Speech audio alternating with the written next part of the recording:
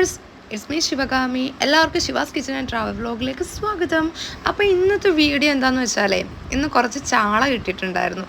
അപ്പം ചാള തേങ്ങ ചതച്ചിട്ട് പീര വറ്റിക്കാമെന്ന് കരുതി. അപ്പോൾ തക്കാളിയും കറിവേപ്പിലയും കറിച്ചട്ടിക്കകത്ത് ഇട്ടിട്ടുണ്ട്. വെളുത്തുള്ളി, ഇഞ്ചി, കുരുമുളകും കൂടെ ചേർത്തൊന്ന് കല്ലെ വെച്ചൊന്ന് പൊടിച്ചെടുക്കുകയാണ് കേട്ടോ, ചതച്ചെടുക്കുകയാണ്.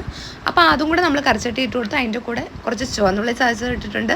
വടക്കം പുളിയും ചേർത്ത് കൊടുത്തിട്ടുണ്ട്. അതിൻ്റെ കൂടെ മുളക് പൊടി, മല്ലിപ്പൊടി, മഞ്ഞൾപ്പൊടി, ഉലുവാപ്പൊടി ഇട്ട് കൊടുത്തിട്ടുണ്ട്. അപ്പോൾ നമ്മൾ കല്ലിൽ പ്രത്യേകം നമ്മൾ തേങ്ങ ചിരകിയത് ഒന്ന് ചതച്ചെടുത്തിട്ടുണ്ടായിരുന്നു. അതിൻ്റെ കൂടെ കുറച്ച് ഉപ്പും കൂടെ ചേർത്ത് നല്ലതുപോലെ ഒന്ന് കൈവച്ച് തിരുമ്മി എടുക്കണം.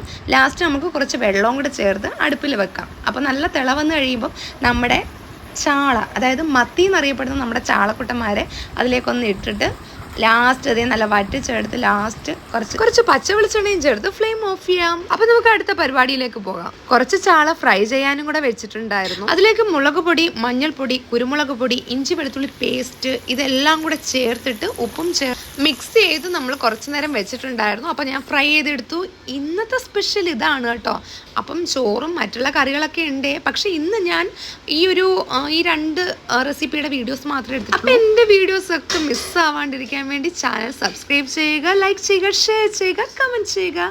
അപ്പോൾ നെക്സ്റ്റ് ഒരു വീഡിയോയിൽ കാണാം.